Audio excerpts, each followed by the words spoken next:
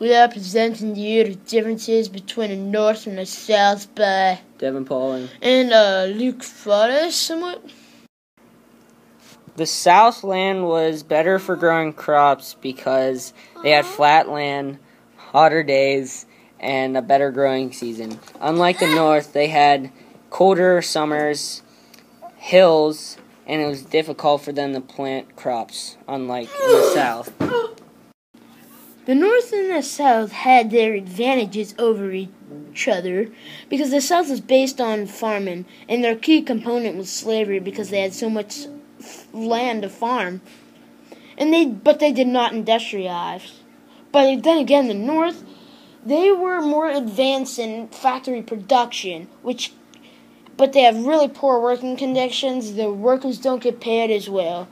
But the telegraph that they had made it much easier to communicate.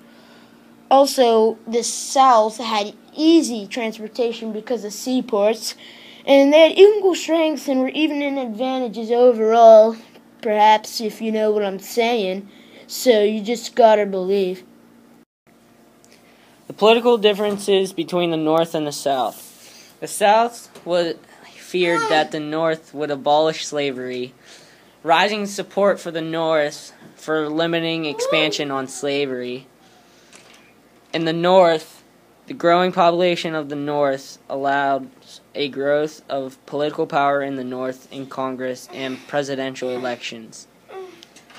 In the South, plantation class was in control of the political power. Social and cultural differences between the North and the South.